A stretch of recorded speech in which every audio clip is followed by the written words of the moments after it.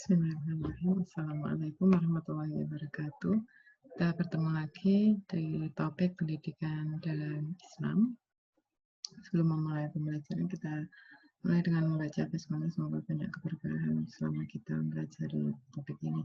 Bismillahirrahmanirrahim. Ya, ini masih tema besar ya dari PAI. Sebelumnya kita membahas kebudayaan Islam, hukum Islam, kemudian yang terakhir masyarakat madani, kemudian iptek dalam Islam itu merupakan sub-sub di bawah kerangka besar Islam. Kerangka besar Islam kemarin sudah kita pelajari juga ya. Jadi ini bawahnya, semacam pijakan kakinya gitu. Tiang-tiang yang besar sudah kita pelajari. Apa sebenarnya pendidikan Islam itu? Jadi sebelum ke sana kita harus mengetahui bahwa pendidikan secara umum itu wajib. Ya, bahkan di negara kita dulu pernah ada wajib belajar, wajar 9 tahun, wajib belajar 9 tahun. Jadi minimal seseorang itu harus mendapatkan pendidikan baik formal maupun non formal itu kalau di Indonesia minimal 9 tahun pertama. Jadi mulai kelas 1 sampai kelas 6 ditambah sampai SMP. Tapi dengan semakin berkembangnya waktu, pendidikan sebenarnya tidak dibatasi itu, karena kalau dalam Islam pendidikan itu mulai lahir sampai meninggal, ya. Jadi mulai bayi hingga seorang meninggal itu harus terus berada dalam pendidikan. Jika orang Islam berada dalam pendidikan Islam, kita pelajari dulu apa itu pendidikan Islam. Ya, jadi hakikat pendidikan itu sebenarnya apa? Ya, ini dijelaskan oleh Allah langsung dengan perumpamaan ya. Jadi pendidikan itu banyak yang mengartikan ya, yaitu tarbiyah ya, atau taklim, atau takdib, atau ar-riyadhah. 4 ini, tarbiyah, taklim, takdib, dan riyadhah. Kata tarbiyah sendiri itu Allah yang menginformasikan, jadi memberikan perumpamaan dengan mendidik kita dengan kata-kata baru di surat Al-Isra ayat 24.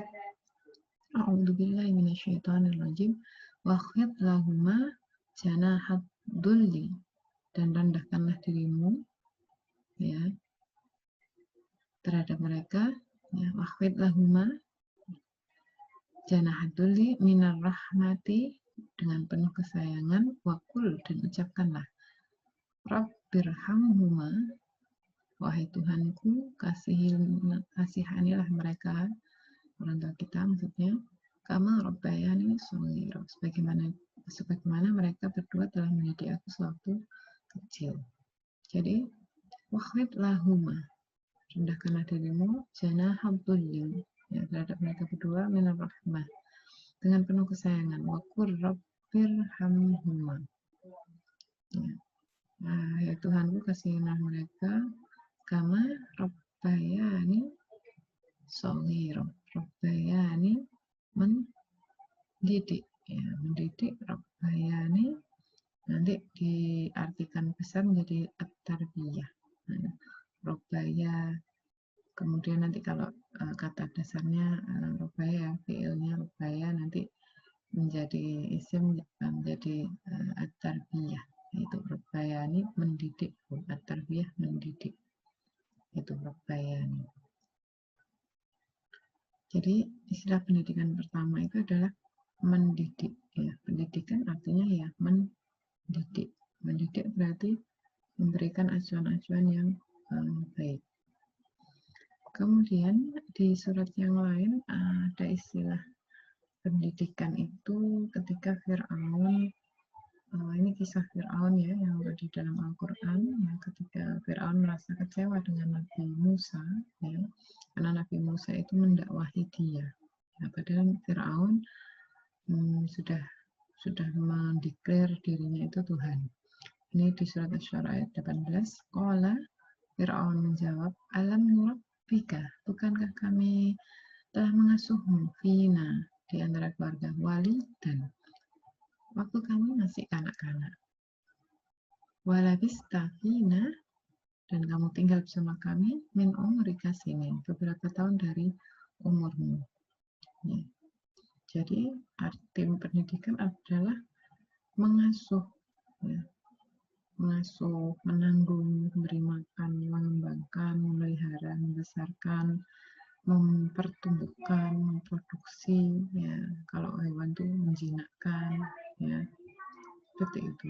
Jadi tarbiyah itu atau pendidikan dimaknai penanaman etika. Penanaman etika yang baik ya, pada anak-anak yang sedang tumbuh, atau memberikan petunjuk dan nasihat sehingga dapat membuahkan sifat-sifat baik, bijak, cinta, kreasi, dan berguna. Ini intinya, berguna bagi masyarakat. Nah, kemudian istilah-istilah dari Quran tadi dikerucutkan menjadi 3 istilah yang paling mewakili ya pendidikan Islam. Yang pertama itu terwakili dengan kata-kata at-ta'lim. Ya, taklim dari kata alama.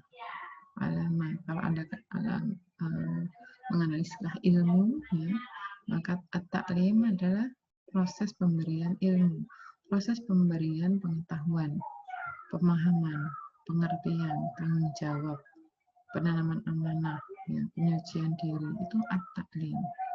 Ya, jadi semua proses yang memungkinkan orang itu menerima hikmah itu at-ta'lim, ya, pemberian ilmu.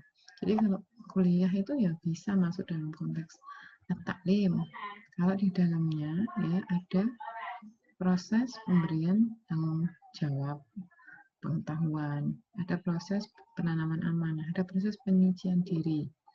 Ya, mata-mata kuliah kita kan arahnya ke sana, ya, tergantung cara penyampaiannya. Sehingga ketika mendapatkan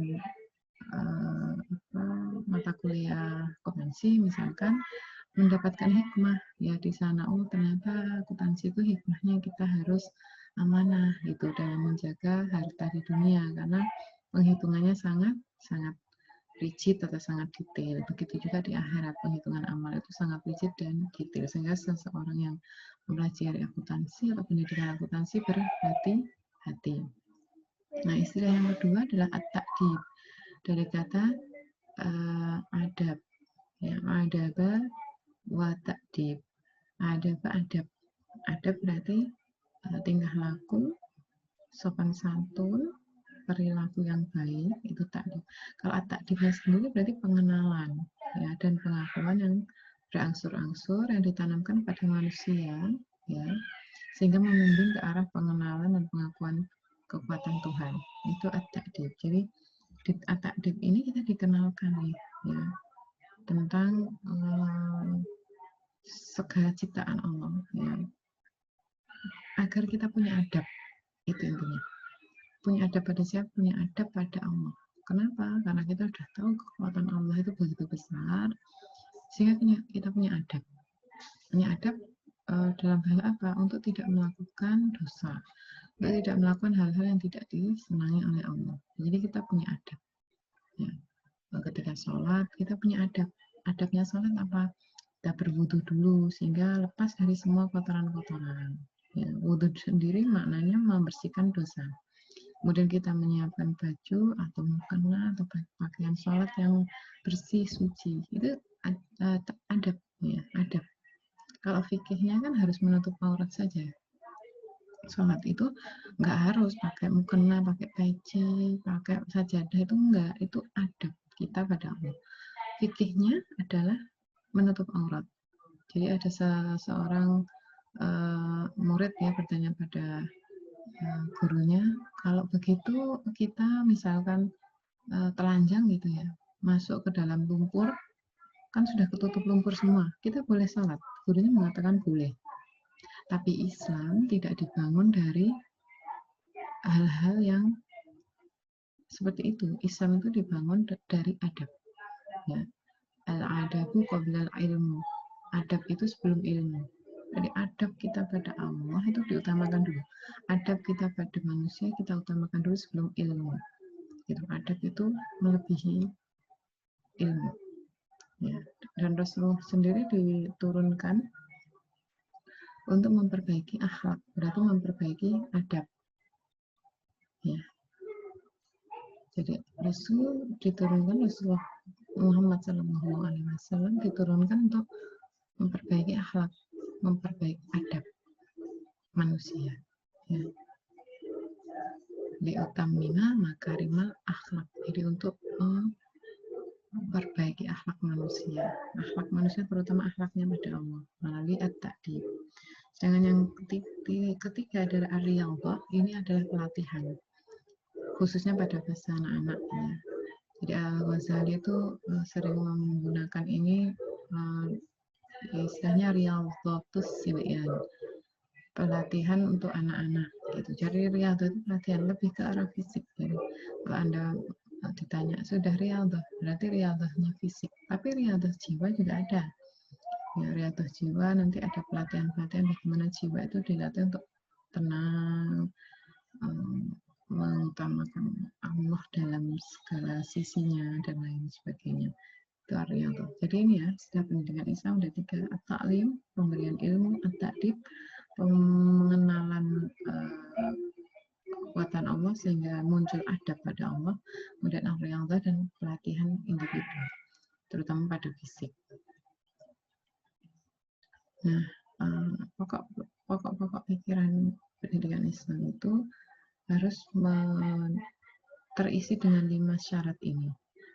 Jadi sesuatu disebut pendidikan Islam kalau di dalamnya ada proses transformasi dan internalisasi, ada ilmu pengetahuannya, kemudian diberikan pada anak didik yang punya potensi rohani, ya, potensi untuk mengenal Allah. Ya. Kemudian ada penumbuhan potensi fitrah, dan terakhir tujuannya adalah predikat insan kamil. Ini dicontohkan langsung oleh Rasulullah, ya, bagaimana beliau itu memberikan gambaran pendidikan Islam itu seperti apa, yang paling mudah. Jadi suatu hari Al-Aqra itu berkata, jadi Al-Aqra itu melihat Rasulullah itu menciumi Hasan dan Husain, cucu beliau, main gitu ya. Al-Aqra berkata, aku punya 10 anak, tapi tidak pernah seorang pun dari mereka yang kupeluk. Rasulullah lalu berkata, man la yarham la yurham. Barang siapa yang tidak menyayangi, dia tidak akan disayangi. Ini pendidikan. Jadi Rasulullah tidak berkata, gimana kalau punya anak 10 kok nggak punya dipeluk, enggak.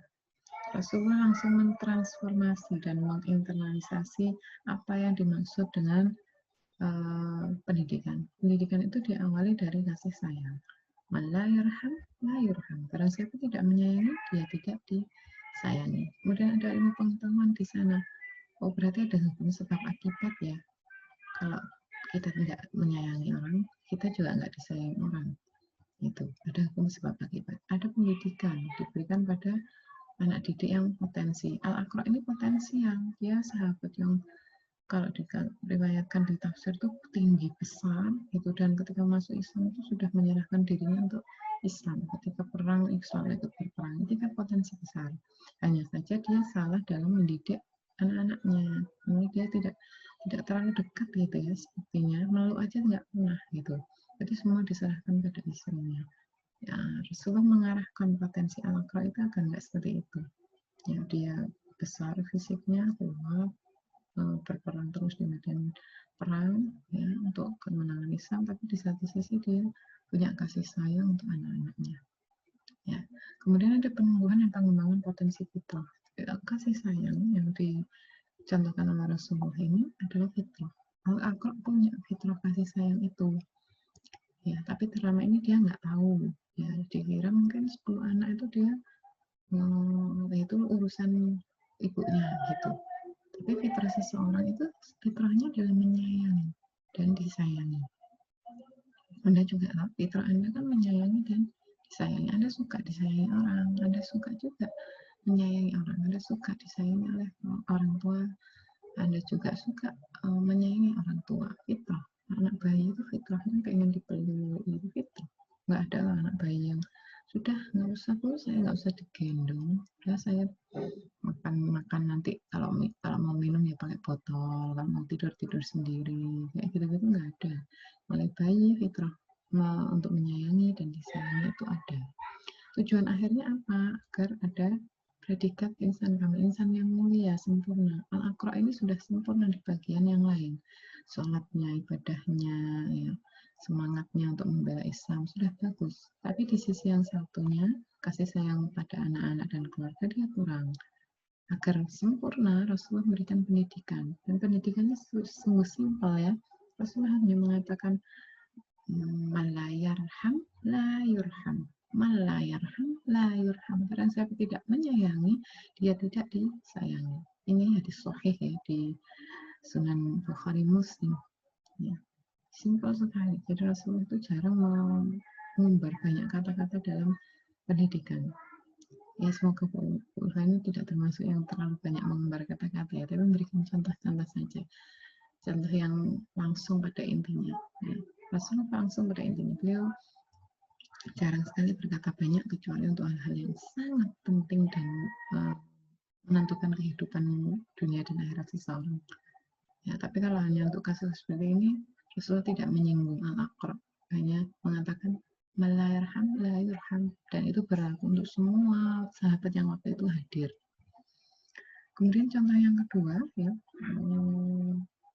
pokok pikiran pendidikan Islam, ya, proses-proses yang harus ada dalam pendidikan Islam itu dicontohkan langsung oleh Imam Maliki. Jadi Imam Maliki itu hidup di zaman Khalifah Harun al-Rashid. Ya. Imam Maliki sudah terkenal kemampuannya dalam mentafsirkan hadis, kemampuannya dalam membuat fatwa, ya, sangat pintar. Kemudian Khalifah Harun al-Rashid itu manggil beliau, ya, ada meminta seorang utusan, ya, pengawal, ya, saya istilahkan pengawal, ya, pengawalnya ini diminta datang ke rumahnya Imam Malik dan mengatakan Khalifah Harun al-Rashid meminta Imam Malik untuk membacakan Al-Muwatta karangannya, ya, buku atau kitab karangannya yang fenomenal itu di istananya Bani Abbasiyah. Ya. Jadi gurunya disuruh datang gitu, privat. Ada yang jadi guru privat di sini? Iya, banyak ya. Tapi di masa pandemi ini privatnya daring. Iya. Tapi Imam Malik akhirnya menolak. Ya. Beliau menjawab, semoga Allah memuliakan raja-raja Islam. Ilmu itu asalnya dari leluhur Anda. Ya. Harun al-Rashid itu berasal dari keluarga Nabi, ya, keturunan Nabi Muhammad SAW. Jika kamu memuliakan ilmu, ilmu itu tentu jadi mulia. Dan sebaliknya, ilmu itu akan jadi hina jika kamu menghinakannya. Ilmu itu haruslah dicari, bukan ilmu yang mencari penuntutnya. Jadi ilmu itu harus didatangi, bukan mendatangi. Ini contoh yang sangat konkret yang mungkin bisa jadi bahan renungan kita ya. Kalau sekarang, apakah pendidikan Islam itu ada asarnya atau ada bekasnya? Kalau proses transformasi mungkin ada, proses pemberian ilmu pengetahuan mungkin ada, tapi pemberian nilai belum tentu ada. Kalau ilmu itu sifatnya mendatangi, jadi ilmu itu harus didatangi. Ini tidak menyindir les-les privat ya. Kalau les privat itu kan gurunya yang mendatangi.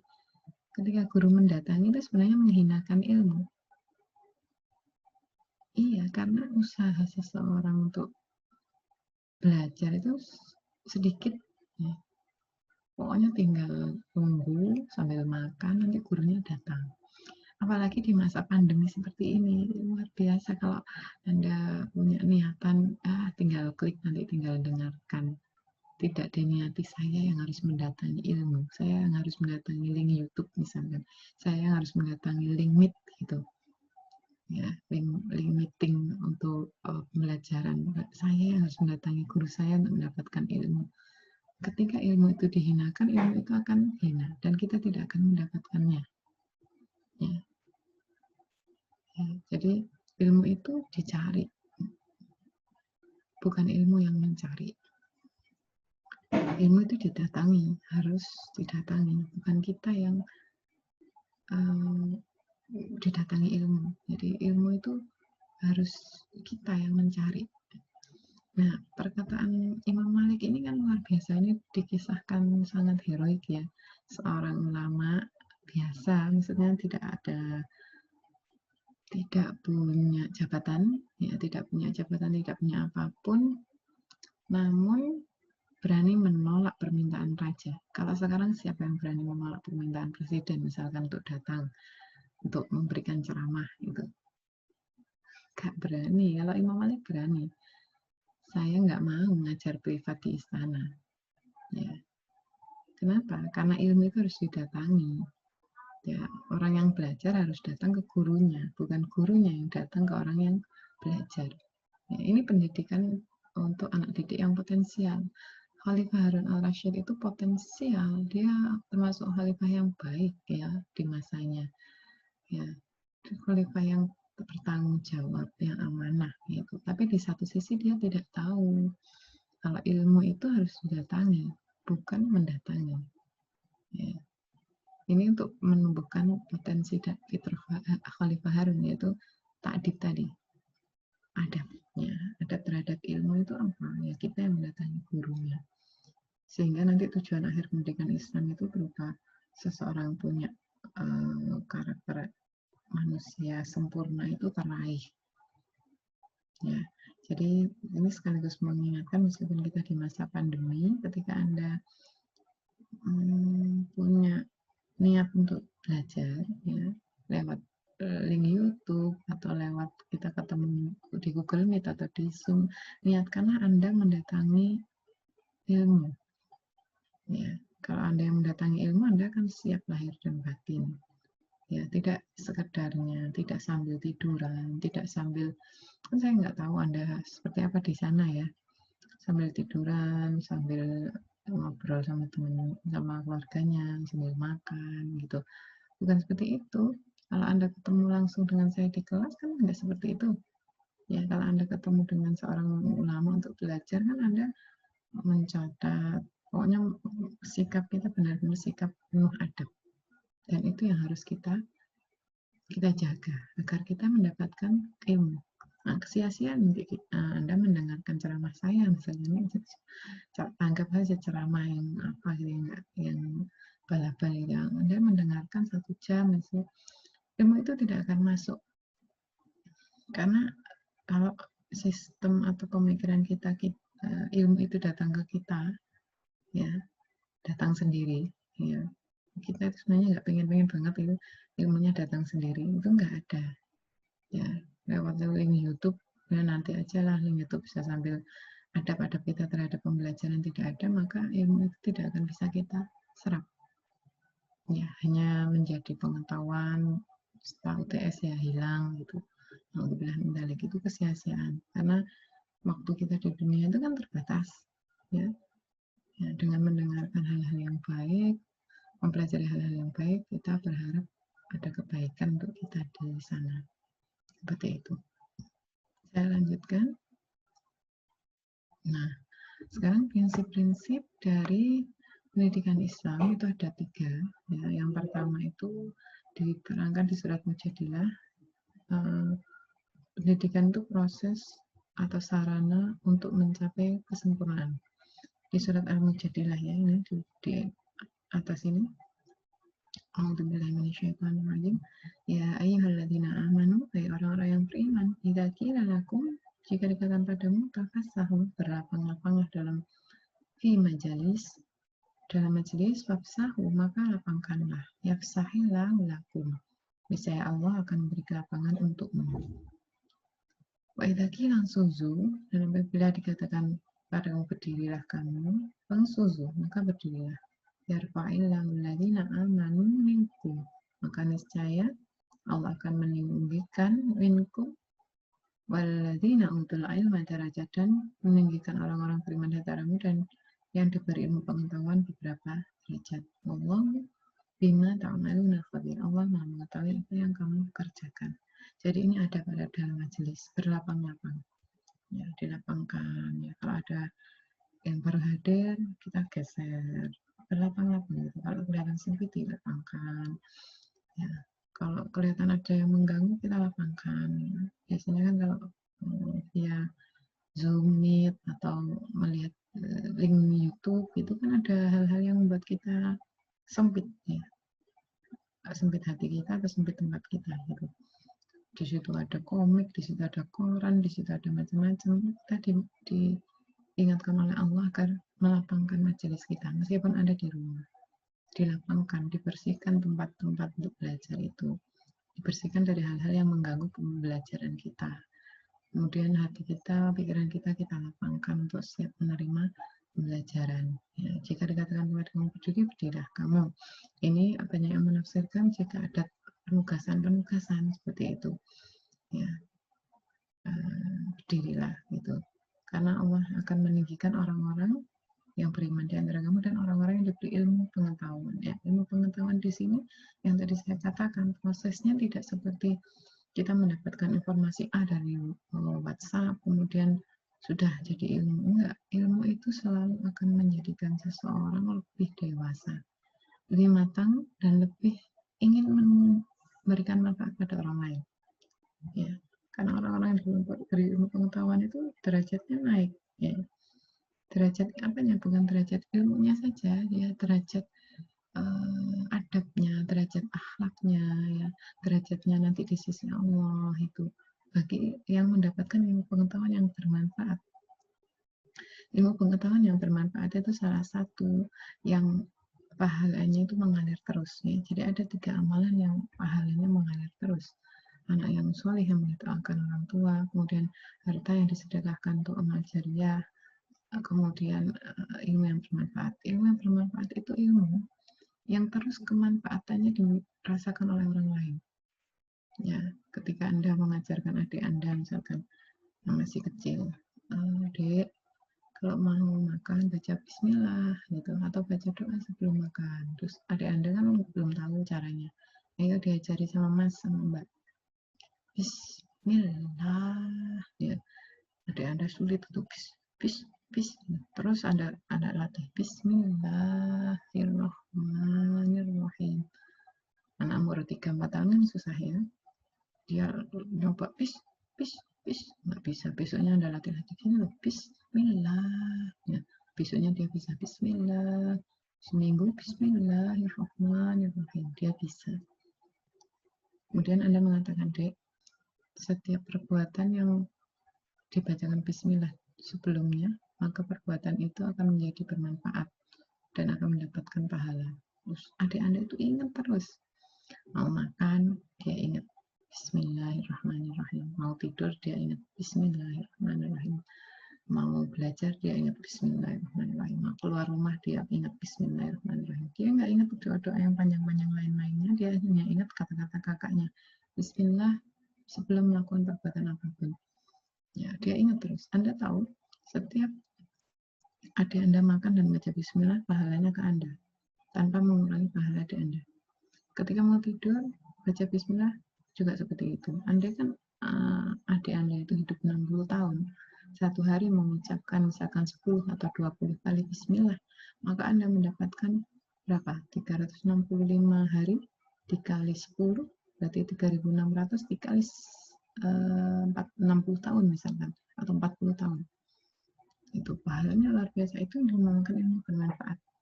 Ya, ilmu bermanfaat itu ilmu yang selalu memberikan kemanfaatan pada orang lain. Ya. Begitupun juga ilmu-ilmu yang lain. Anda mengajari orang membuat hand sanitizer misalkan di masa pandemi ini. Terus orang-orang bisa tahu caranya. Setelah tahu, selama dia memakai hand sanitizer itu, Anda dapat pahalanya. Selama dia membuat lagi, Anda dapat pahalanya. Karena itu saya di masa pandemi ini senang dengan link-link YouTube yang bermanfaat. Itu kan banyak ya cara-cara apa itu ilmu pengetahuan yang bermanfaat ya. Orang-orang yang diberi ilmu pengetahuan nanti akan naik beberapa derajat, apalagi yang ada dasarnya gitu. Dan Allah mengetahui apa yang kita kerjakan. Karena itu Ustaz kemarin memberikan tugas video ya, agar Anda mengajak orang lain. Sebenarnya itu implementasi ilmu bermanfaat. Nah, Anda punya ilmu pengetahuan, kemudian Anda tularkan pada orang lain. Anda ajak orang lain berbuat baik, sehingga nanti pahalanya terus mengalir. Kemudian di ayat yang lain model pendidikan Islam itu contohnya harus Rasulullah. Kenapa? Ini di surat Al-Ahzab ayat 21. Laqad kana lakum fi Rasulillahi uswatun hasanah. Dan telah ada pada diri Rasulullah itu suri teladan yang baik. Liman kana yarjullaha, bagi orang-orang yang mengharap rahmat Allah wal yaumil akhir dan kedatangan hari kiamat. Wa dzakarallaha katsiran, dan dia banyak menyebut Allah. Itu. Jadi sudah model pendidikan kita nggak usah kemana-mana, tapi ke Rasulullah. Tapi nggak tahu Bu, gimana Rasulullah cara mendidik. Berarti kita harus membaca tentang perjalanan hidup Rasulullah. Bagaimana Rasulullah memperlakukan anak-anak, bagaimana Rasulullah mendidik para sahabat. Ya. Jadi model pendidikan Islam itu pusatnya di satu titik, yaitu Rasulullah. Itu Bu, ada teori psikologi, ada teori ini boleh Anda pelajari, tapi teori itu tidak boleh melebihi dari suri teladan yang sudah dicontohkan oleh Rasulullah. Misalkan tentang ta'dib tadi ya, ta'dib atau menjaga adab gitu ya. Bagaimana Imam Maliki itu bisa berkata seperti itu? Karena dia menjadikan role model atau contoh utama itu Rasulullah. Rasulullah terhadap para sahabat itu sangat hormat, ya. Sangat hormat. Bahkan berkata yang melebihi suara Rasulullah itu tidak pernah. Karena Rasulullah itu guru, sekaligus suri teladan, sekaligus Rasul Allah, ya. Jadi adabnya benar-benar dijaga. Kemudian ada teori lain, misalkan teori psikologi bahwa harus ada peer gitu ya. Murid dengan guru itu harus sejajar gitu. Harus sifatnya seperti friend gitu, seperti teman. Itu boleh saja dilakukan tanpa mengurangi kemampuan siswa untuk memiliki adab pada gurunya. Ya. Dia tetap harus menjadikan guru itu seseorang yang mulia, menjadikan pendidik itu sebagai seseorang yang mulia. Karena apa? Ketika dia melakukan itu, dia akan mendapatkan ketinggian ilmu. Dia akan mendapatkan derajat dari ilmu pengetahuan, dan dia akan mendapatkan ilmu itu sendiri. Ya, jadi pusat teladan kita adalah Rasulullah. Nah, yang ketiga prinsipnya membangkitkan potensi. Tadi ya sudah ya, membangkitkan potensi yang baik dan mengurangi potensi yang buruk. Karena potensi yang baik buruk itu ada. Fa'alhamaha fujurha wa taqwaha. Dalam diri manusia itu Allah mengilhamkan fa'alhamaha, kami ilhamkan fujurha, potensi yang buruk, fujurha wa taqwaha, dan potensi bertakwa atau potensi baik. Ya. Potensi ini ada terus, tidak ada manusia yang sempurna. Agar potensi baiknya naik dan potensi buruknya turun, maka harus ada pendidikan. Boleh lanjutkan. Nah, ini fungsi pendidikan. Sudah saya jelaskan yang di awal tadi ya. Jadi potensi pertama itu untuk membangkitkan fitrah. Ya. Fitrah manusia harus terbangkit. Nah, fitrah untuk menyayangi, fitrah untuk menjaga kebersihan itu ada dan akan dimatangkan di pendidikan. Kemudian juga dalam pendidikan Islam itu ada pewarisan budaya Islam. Ya. Apa salah satu budaya Islam? Salah satu budaya Islam itu membaca. Anda ingat salah satu ayat pertama ya yang turun kepada Rasulullah itu adalah Iqra. Kemudian Iqra ini jadi budaya di Mekah dan Madinah. Ya, budaya. Setelah menjadi budaya, kemarin saya menjelaskan di teknologi dan seni itu bagaimana ulama-ulama itu dalam satu hari itu menulis 4 buku. Menulis ini tidak akan mungkin mampu dilakukan sebelum membaca. Ya, pasti dia membacanya lebih, kemudian bisa menulis 1 bulan 4 buku. Berarti 1 minggu 1 buku. Gitu. Jadi budaya Islam itu membaca. Setelah itu baru merenung, menulis, dan lain sebagainya. Nah, pendidikan Islam itu nanti akan mengembalikan pewarisan budaya. Budaya Islam salah satunya membaca. Yang ketiga, mendewasakan interaksi. Jadi membantu memfasilitasi keimanan, sehingga ketika kita berinteraksi dengan orang lain itu jadi lebih matang, ya, tidak mudah tersinggung, tidak mudah cemas, tidak mudah melakukan hal-hal yang merugikan orang lain, seperti itu. Nah, dasar pendidikan Islam sama seperti hal-hal yang lain, dasar pendidikan yang utama Al-Quran dan Hadis sudah saya jelaskan sebelumnya, ya, karena Al-Quran itu bersifat terjaga dari semua perubahan, berasal dari Allah, ya, sebagai satu-satunya sumber yang valid, ya, yang boleh dijadikan pijakan.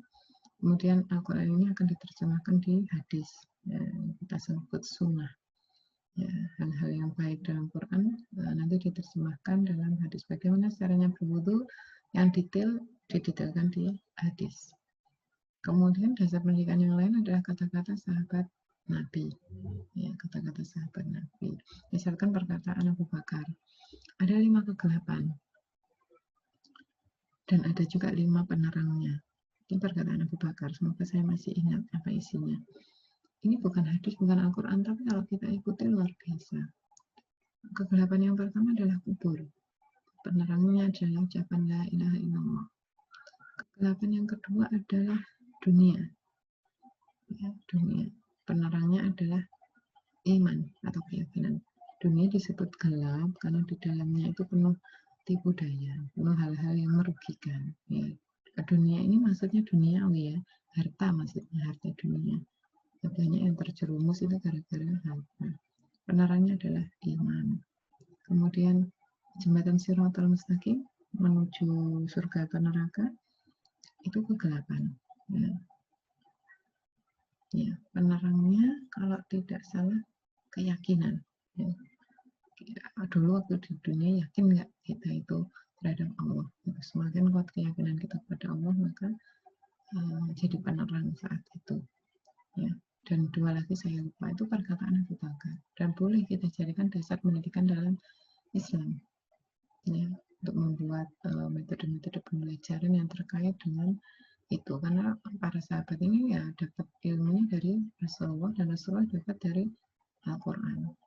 Kemudian dasar keempat adalah masalihul mursalah, yaitu hal-hal yang dianggap baik ditetapkan tapi tidak ada dalam Quran dan hadis, ya, dan tidak menyalahi keberadaan Quran dan hadis. Contohnya Umar bin Khattab menyarankan pembukuan Quran. Di zaman Rasulullah kan nggak ada. Umar menyarankan itu, kemudian Utsman membukukan beneran.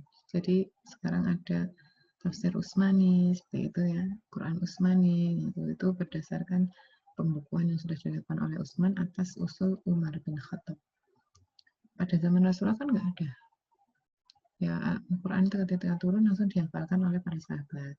Ada juga para sahabat yang menulis di batu, di lembar-lembar daun kurma, gitu.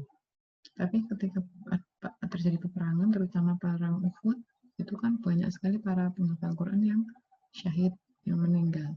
Nah, kalau sudah meninggal, ya hilang Quran itu.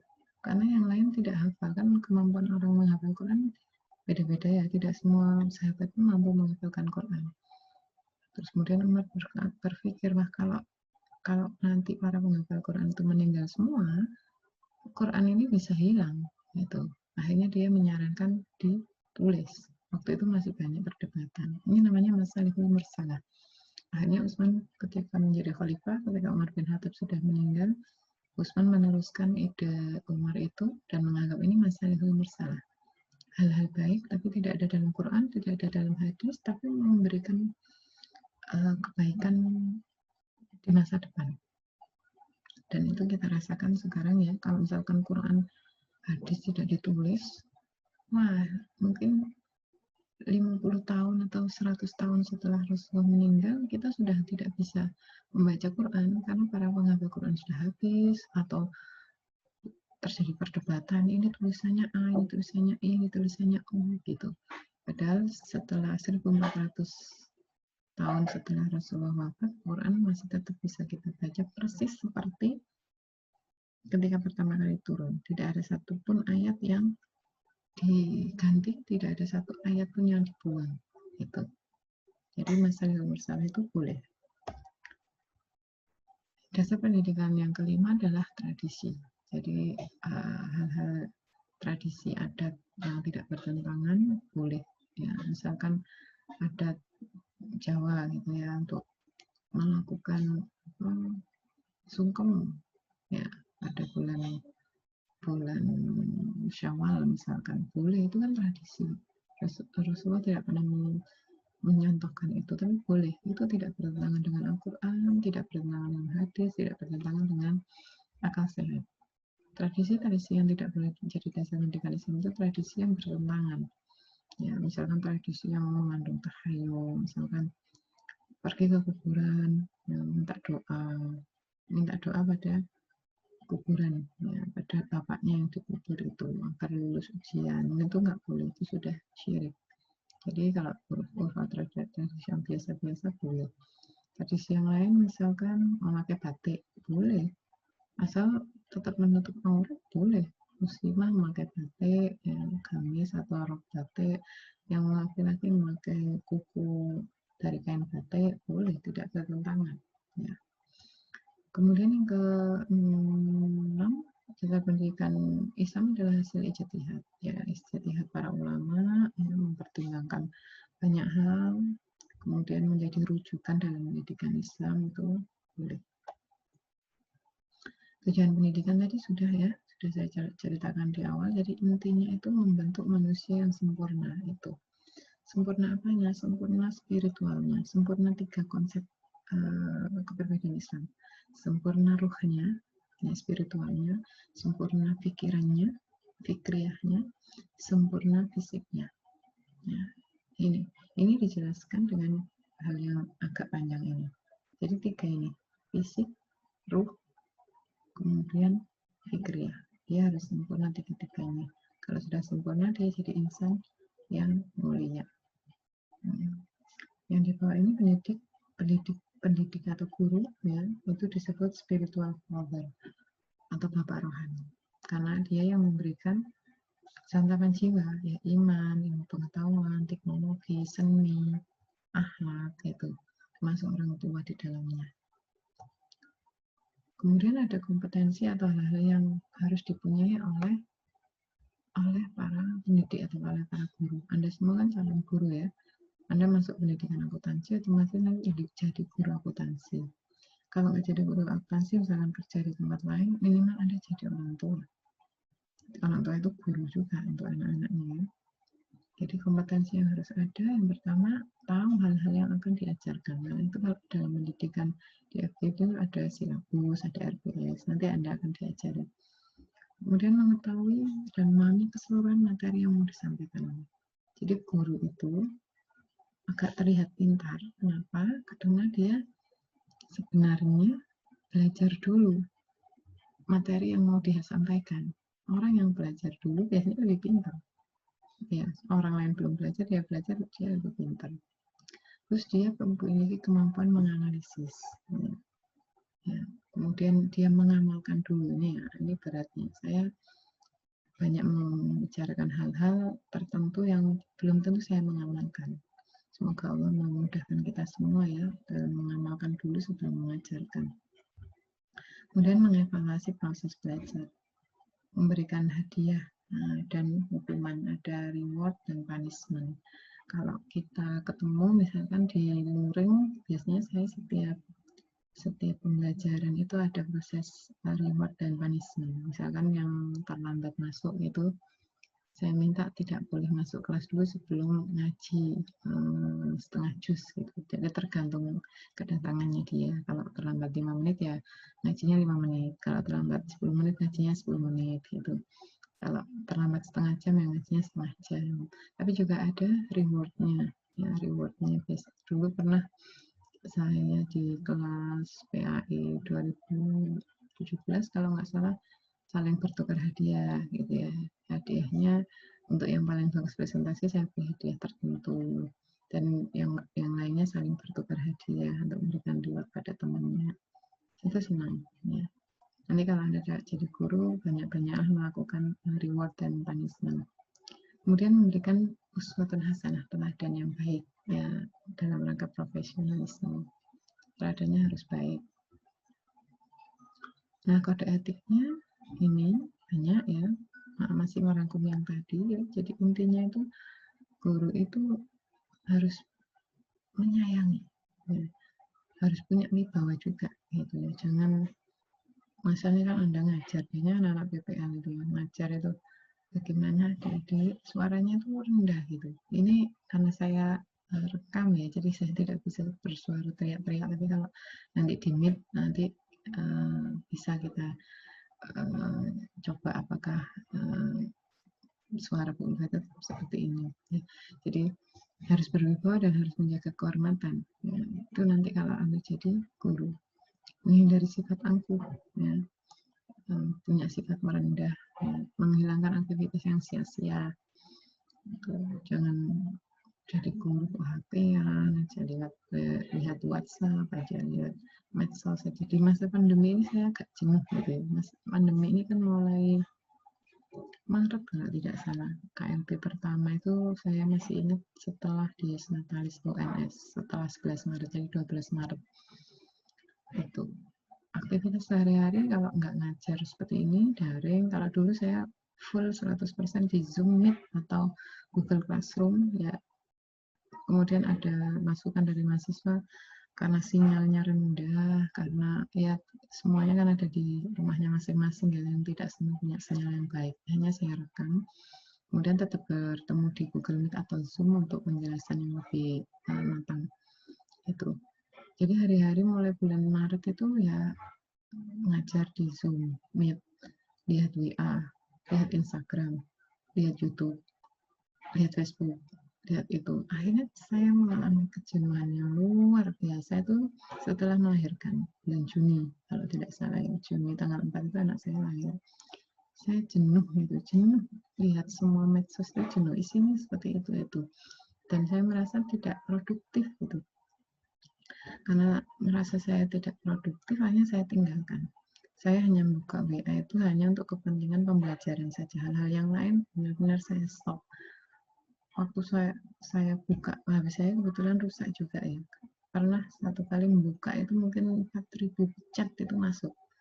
Langsung hang, langsung error. Saya perbaiki gitu sama 1 sampai 2 mingguan itu. Saya buka lagi itu 1.000 chat. Itu mungkin saking banyaknya grup yang enggak manfaat itu. Akhirnya sekarang saya membatasi. Ya, saya berinteraksi pun itu hanya dengan satu mahasiswa PJ biasanya, hanya untuk kepentingan pembelajaran. Ya. Yang lain-lainnya saya off-kan.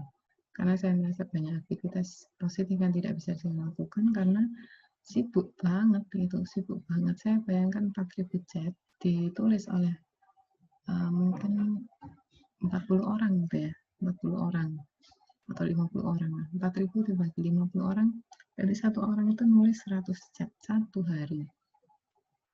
Entah tulisannya hai, ya, oke, atau apalah itu yang nggak ada informasinya itu. Ya, saya mengalami kecapean dan alhamdulillah saya mengalami kecapean bermedsos sehingga bisa lebih produktif mengerjakan hal-hal yang lain, ya, terutama mengurusi anak bayi. Kemudian sifat yang lain si lemah lembut. Ya, kita harus lemah lembut membina murid-murid kita. Ya. Tidak gampang marah gitu, lembut.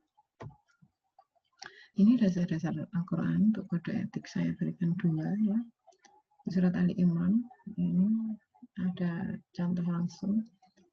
Fabima rahmatin minallahi lintalahum, maka disebabkan rahmat dari Allah kamu berlaku lemah lembut terhadap mereka.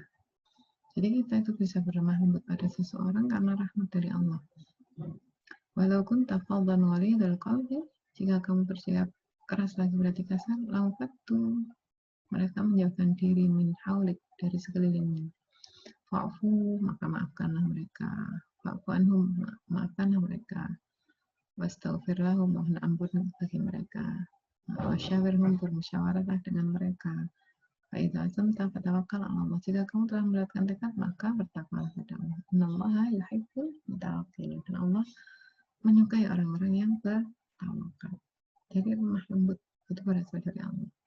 Daripada murid-murid kita, ya, kita disarankan untuk ini, tidak keras, tidak berarti kasar, memaafkan, bermusyawarah, mengampuni, termasuk pada anak Anda. Ya, anak Anda itu kan murid Anda nanti, bagi yang punya nanti ya, insya Allah punya semua. Atau di ayat An-Najm ayat 32 saya baca artinya saja langsung. Orang-orang yang menjadi dosa besar dan perbuatan kecil, selain dari kesalahan-kesalahan kecil, sesungguhnya Tuhanmu maha luas ampunannya dan lebih mengetahui keadaanmu ketika Dia menjadikan kamu dari tanah dan ketika kamu masih janin dalam perut ibumu. Maka janganlah kamu mengatakan dirimu suci. Dialah yang paling mengetahui tentang orang-orang yang beriman. Itu Allah lebih mengetahui keadaan diri kita dan kita dilarang untuk menyatakan diri lebih suci. Gitu. Terutama pada murid kita atau pada anak-anak kita. Gitu. Itu ya dasar untuk kode etik, dan masih ada kode etik yang lain, yaitu memperhatikan pertanyaan anak didik walaupun pertanyaannya tidak jelas. Makanya itu saya suka di forum itu ada yang tanya itu, saya suka itu tanda mereka merespon, tanda mereka berpikir gitu ya. Biasanya saya sharing YouTube, kemudian sesi pertanyaan di Meet. Ada itu satu sesi itu yang nggak tanya sama sekali. Saya bingung, ini jelas atau belas gitu. Kalau jelas alhamdulillah, kalau belas itu yang berbahaya, karena saya nggak tahu toh murid-murid saya ketika mendengarkan link itu sambil ngobrol atau sambil tidur, sambil apa, pokoknya pembukaan dan penutupan dia tahu, ya tengahnya nggak tahu. Jadi kalau ada pertanyaan meskipun yang kecil-kecil, sampaikan agar kita tahu bahwa diri kita itu paham. Kemudian menerima kebenaran dari anak didik. Ya, kalau ada yang benar, kita terima. Misalkan Anda guru akuntansi nih, mengajar akuntansi, 1 tambah 1 sama dengan 2 harusnya. Terus Anda nulis di papan, 1 tambah 1 sama dengan 50. Terus anak didik Anda membenarkan, maka terima kebenaran itu. Ya. Mencegah anak didik mempelajari ilmu yang membahayakan. Ya. Berupaya betul ya agar saya misalkan berupaya betul agar Anda tidak mempelajari hal-hal yang membahayakan, ilmu-ilmu yang merusak pikiran gitu. Dan mencegah anak didik mempelajari ilmu fardu kifayah sebelum fardu ain. Jadi harus fardu ain dulu. Apakah Anda sholat sudah betul? Ya, apakah Anda puasa Ramadan? Ya, apakah Anda syahadatnya sudah tepat? Baca Quran sudah tepat? Itu fardu ain. Baru nanti mempelajari fardu kifayah. Itu beberapa kode etik dari pendidik yang harus ada dan harus Anda ingat-ingat ya, karena Anda calon pendidik. Sebagai penutup, ini ada tugas untuk Anda. Jadi tadi kode etik itu ada banyak ya, ada sekitar 17, ada yang sudah ada dasar ayatnya, ada juga yang belum. Nah, 17 kode etik ini, tugas Anda adalah menuliskan ayat dan arti yang mendasari setiap item. Kalau yang sudah ada boleh Anda pakai, tinggal memberikan arti. Ditulis ayatnya, ya, tiap item itu ayat yang mendasari apa dan artinya apa. Ya, cukup jelas ya. 17 kode etik Anda tulis dulu. Kode etik pertama, ayat yang mendasari apa, artinya apa. Sambil kita belajar merenungi ayat-ayat Quran ya, melakukan taklim sekaligus takdib pada Quran dan riadah atau pelatihan untuk mengerjakan atau mencari ayat dan merenungi isi ayat Quran. Mungkin ini dulu yang bisa Bapak sampaikan. Kita break sebentar sebelum sesi tanya jawab. Mohon maaf jika banyak kekurangan. Bapak akhiri dulu. Assalamualaikum warahmatullahi wabarakatuh.